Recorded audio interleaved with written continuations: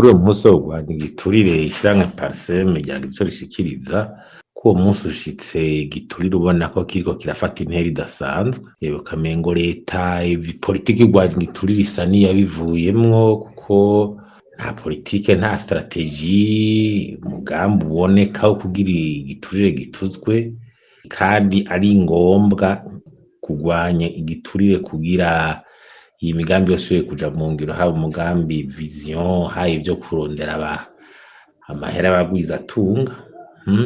Uravye ibintu vy'ubunyonyezi bibera muri za finance, biri muri OBR, muri za fonction publique, ibintu vyo kumpanda muri za BRB n'ahandi, urumva ko ari ibintu bibabaje.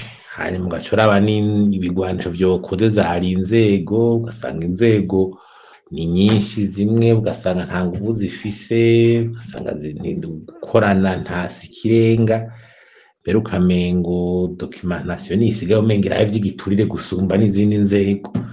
Ivy'amategeko vyovyo vyasabwa kugira amere neza bisa n'ivyibagiwe.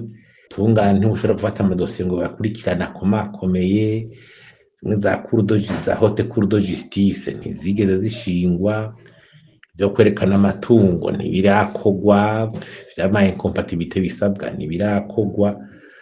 Ndibaza ko leta yokwikubita agashika bisa igafata ingamba, nico gituma twe tuvuga yuko hoba ico bita stratégie nationale kabisa yo kurwanya igiturire, hakaba n'inama kabisa kukoma y'abantu kugira igenewe ivy'igiturire na governance gusa, hagafatwa intumbero.